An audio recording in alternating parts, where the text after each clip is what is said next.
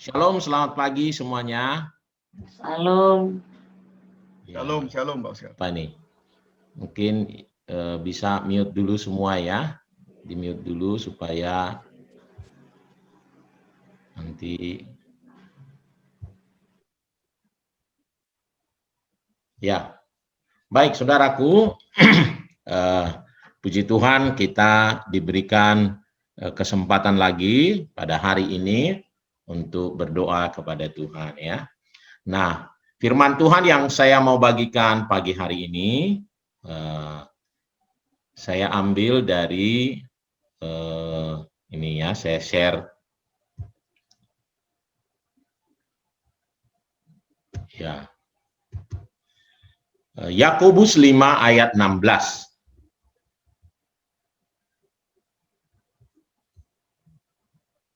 Ya, Yakobus 5 ayat 16. Nah, judulnya saya buatin iman dan ketidakpercayaan. Ya, saya percaya kita sering dengar ini ya. Karena itu, hendaklah kamu saling mengaku dosamu dan saling mendoakan supaya kamu sembuh.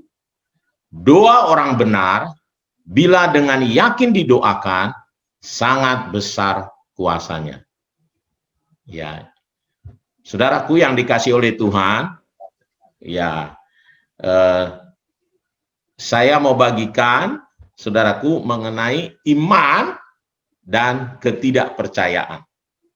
Tadi menarik, ayatnya berkata, doa orang benar harusnya cukup sampai di doa orang benar ya. Menurut saya harusnya kan doa orang benar, dia kan orang benar, pasti besar kuasanya. Tetapi ternyata tidak. Ayat itu berkata, doa orang benar bila dengan yakin didoakan baru besar kuasanya. Jadi ada dua hal. Satu, orang benar adalah orang beriman.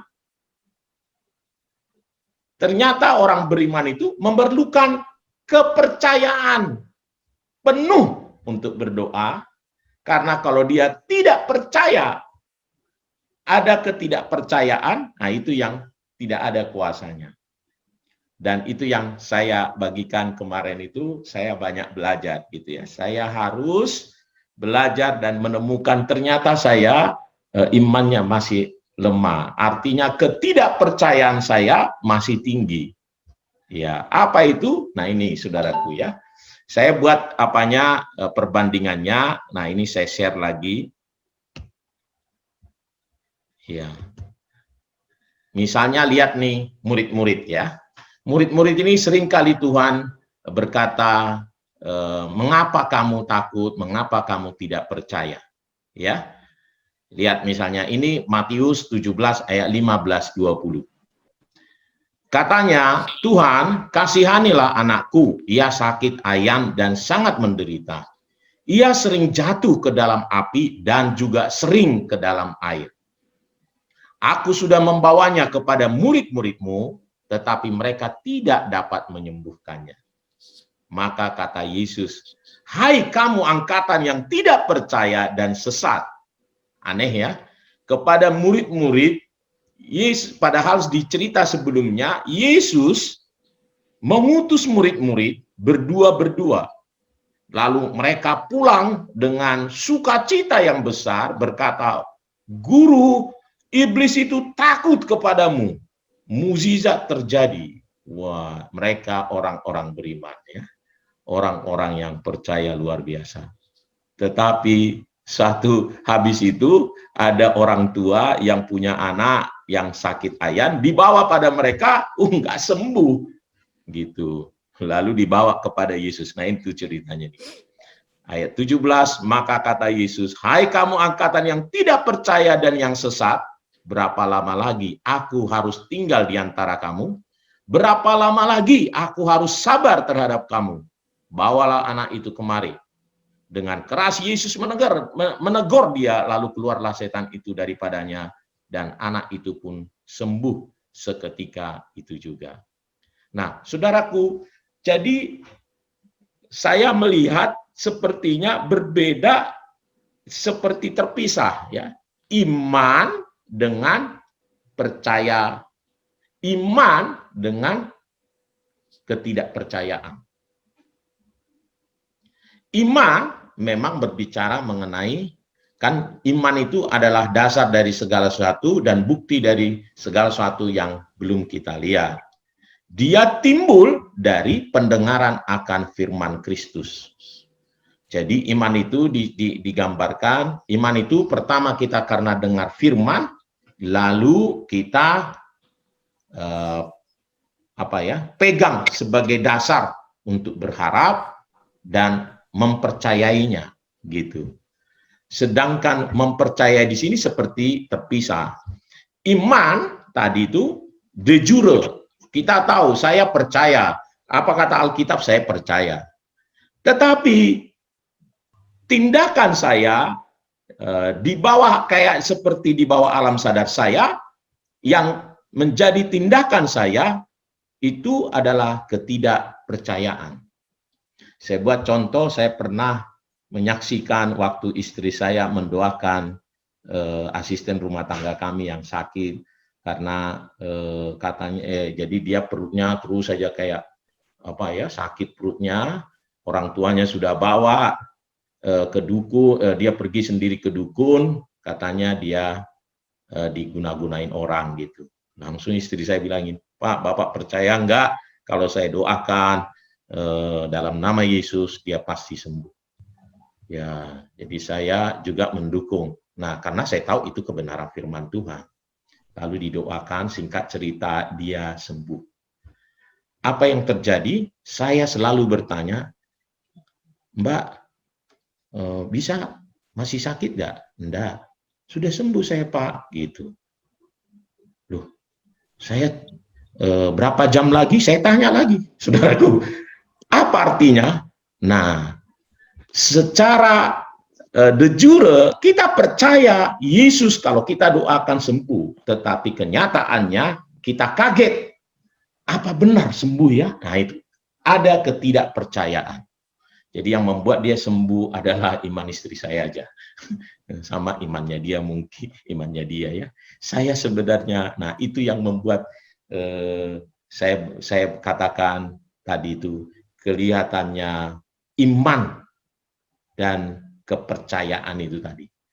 Dalam tadi waktu yang kita baca ini konteksnya murid-murid itu percayalah sama Tuhan pasti. Sebelumnya dia juga udah mendoakan.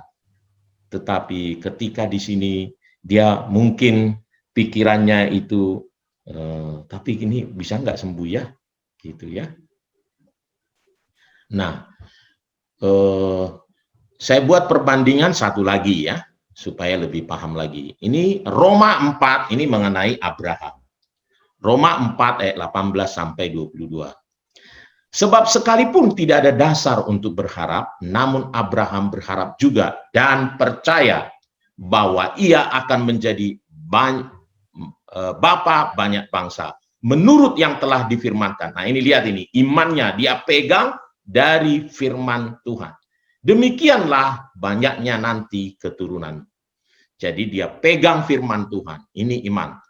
Nah, lalu dia dilanjutkan, imannya tidak menjadi lemah walaupun ia mengetahui bahwa tubuhnya sudah sangat lemah. Jadi iman tadi itu tidak lemah meskipun faktanya berbeda. Gitu katanya ya. Karena usianya telah kira-kira 100 tahun dan bahwa rahim Sarah telah tertutup. Tetapi terhadap janji Allah, nah ini lihat nih, ia tidak bimbang karena ketidakpercayaan. Jadi sering ternyata orang percaya itu, orang benar itu punya iman. Tetapi karena keadaan, dia bimbang karena ketidakpercayaan. Sehingga membuat imannya lemah. Kalau tadi di Matius itu, tadi yang mulai murid-murid itu, disitulah dikatakan Tuhan, seandainya kau memiliki iman sebesar biji sesawi, kau dapat berkata, pindah gunung ini kepada gunung ini, pindah. Gitu. Nah, malah ia diperkuat dalam imannya dan ia memuliakan Allah. Lihat ini, dengan penuh keyakinan bahwa Allah berkuasa untuk melaksanakan apa yang telah ia janjikan. Karena hal ini diperhitungkan kepadanya sebagai kebenaran. Jadi, saudara-saudaraku, ya, bagaimana supaya doa kita ini berkuasa adalah kita datang adalah orang-orang beriman, betul, kita percaya firman Tuhan pasti digenapi, tetapi kita harus belajar ini membuang ketidakpercayaan. Ya, jadi waktu saya sakit itu, saudaraku ya, ketakutan faktanya itu membuat saya menjadi kayak, waduh, padahal firman Tuhan berkata pada saya, engkau anakku, aku gembalamu, gitu ya. Nah, tapi ada rasa takut. Kalau lihat, waduh, ini informasi pengentalan darahmu begini, paru-parumu begini, tensimu begini, gulamu begini. Wah, jadi saudaraku ya, wow. Nah, di situ saya menyadari, waduh Tuhan, ternyata memang betul saya masih harus belajar percaya ya. Nah, oleh karenanya, saudaraku, saya bagikan ini supaya setiap kita belajar percaya. Ternyata ini harus belajar ya. Jadi waktu dalam perenungan saya, Tuhan, bagaimana ya? Nah, lalu saya belajar ini murid-murid, bagaimana apanya. Petrus itu, ya seringkali dia gagal. Tapi dengan berjalannya waktu, dia terus belajar, sampai akhirnya dia dengan penuh keyakinan. Sampai mati pun dia bilangin, dia siap mati. Tadinya dia takut sekali, dia siap mati dan dia minta dia disalibkan terbalik. Saudaraku yang dikasihi oleh Tuhan, mari kembali ke topik tadi, doa ya. Doa orang benar bila dengan yakin didoakan sangat besar kuasanya.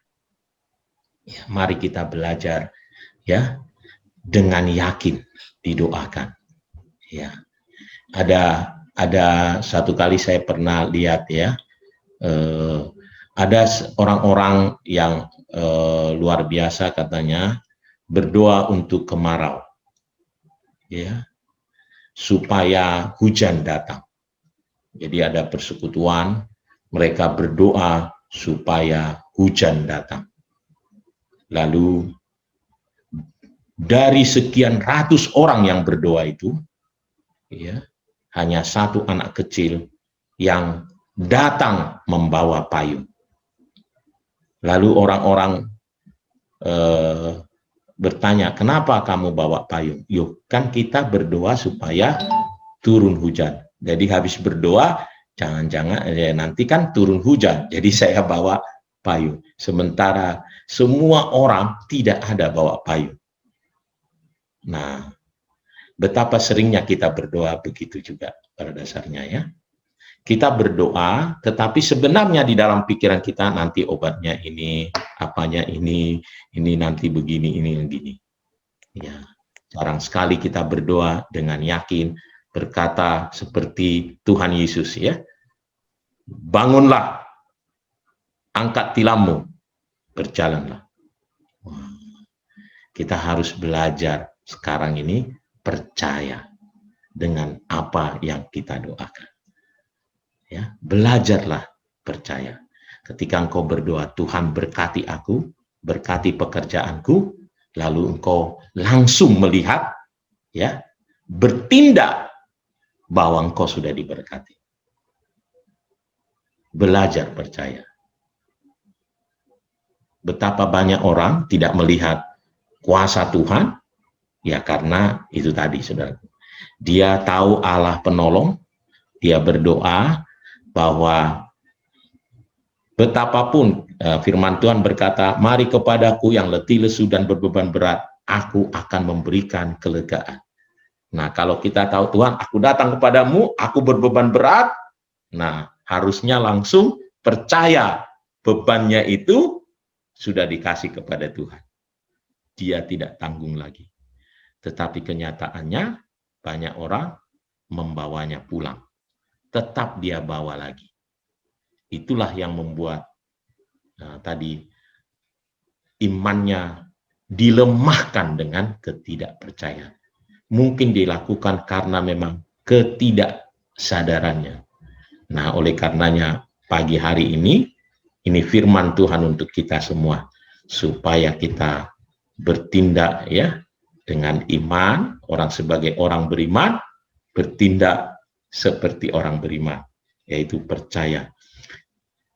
Iman kita tidak dilemahkan dengan ketidakpercayaan, tetapi makin diperkuat katanya oleh karena keyakinan. Itu yang membuat iman kita bertumbuh makin besar, makin besar. Dan seperti yang Tuhan katakan, kalau seandainya kita punya iman sebesar biji sawi, kita bisa berkata, ya, bisa berkata gunung ini pindah. Tadi kitab Roma, kitab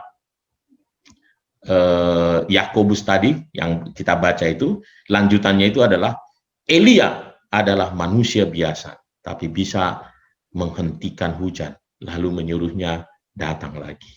Wow, itu luar biasa. Kenapa? Karena penuh dengan keyakinan. Mari saudaraku, kita belajar percaya, penuh keyakinan kepada Tuhan melalui doa-doa kita pagi hari ini. Tuhan memberkati. Selamat berdoa. Mari kita berdoa datang kepada Tuhan.